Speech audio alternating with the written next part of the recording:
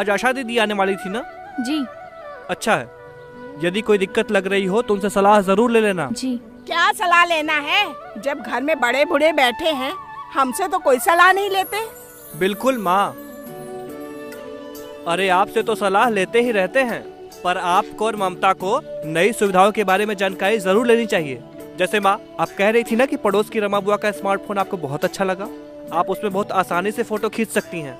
अब नई जानकारी और सेवाओं के बारे में जानना और उनका लाभ लेना ही चाहिए। सही कह रहे हो बेटा।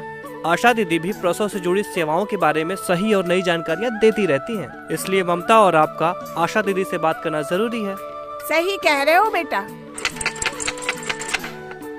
लगता है कोई आया है।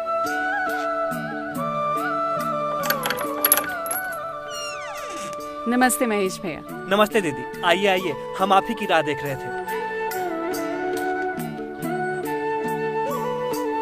नमस्ते अम्मा। नमस्ते नमस्ते, आओ बैठो। और ममता कैसी हो? मैं ठीक हूँ दीदी। और बताओ ममता, प्रसव की क्या तैयारियां हो रही हैं? अच्छे से खा पी रही है, और क्या तैयारी करनी है। वो तो अच्छी बात है अम्मा जी, पर आपने सोचा है कि ममता का प्रसव आप कहाँ करवाएंगी? अरे अभी से क्या सोचना है बिटिया, जब समय आएगा तब देख लेंगे। और मेरे जानने में एक अच्छी दाई भी है। आज के समय में कौन दाई से प्रसव कराता है अम्मा जी? ये तो वही बात हुई कि आज मोबाइल के जमाने में आप टेलीग्राम भेजने की बात कर रही हैं, और प्रसव के दौरान अगर कोई जटिलता हुई तब क्या होगा? अरे कोई जटिलता नहीं होगी, वो 25 साल से पूरे गांव भर के बच्चों को जन्मा रही है। हाँ, पर आपको नदिया दीदी के प्रसव के समय आई परेशानी तो याद है ना? पिछले साल जब वो माँ बनने वाली थी, उनके घर वालों ने भी घर पर ही प्रसव करवाने का निर्णय लिया था, पर आखिरी समय पर जब उनका बच्चा अटक गया था तो नदिया दीदी को कितनी तकलीफ हुई थी, और उनका बच्चा भी नहीं बच पाया था। तुम हमें डराने की कोशिश कर रही हो क्या? अरे ऐसा कभी कभी हो जाता है। पर माँ, हमें क्यों ऐसा जोखिम लेना है? हम क्यों न सबसे सही और सुरक्षित रास्ता चुने? जब प्रसव के लिए सबसे अच्छी सुविधा सरकारी स्वास्थ्य केंद्र में उपलब्ध है, तो क्यों जोखिम उठाना? ये सब अस्पतालों के पैसे निकलवाने के तरीके होते हैं बेटा। अरे आखिर ऐसा नया क्या कर देंगे अस्पताल वाले? अम्मा जी, मेरी बात ध्यान से सुनिए। सबसे पहले तो प्रसव और प्रसव के बाद माँ और नवजात शिशु को मिलने वाली सारी सुविधाएं सरकारी स्वास्थ्य केंद्र में बिल्कुल निशुल्क हैं। दूसरी, सबसे बेहतर चिकित्सक और नर्स प्रसव करने और प्रसव के बाद माँ और नवजात शिशु की देखभाल के लिए वहाँ हर समय मौजूद रहते हैं। कोई भी दिक्कत आने पर तुरंत जांच और इलाज हो जाता है, और डॉक्टर्स पूरी तरह से जांच करके ही माँ और नवजात शिशु को अस्पताल से डिस्चार्ज करते हैं। इसीलिए प्रसव के बाद अस्पताल में माँ और नवजात शिशु को कम से कम 48 घंटे रहने की बात की जाती है। सही कह रही हो आशा बिटिया। वैसे क्या क्या सुविधा मिलेगी स्वास्थ्य केंद्र में? जैसे कि अस्पताल में प्रसव कराने पर और 48 घंटे रुकने पर गर्भवती महिला को भोजन एवं दवाओं के साथ साथ कई जांचें जैसे कि अल्ट्रासाउंड की सुविधा निशुल्क मिल जाती है।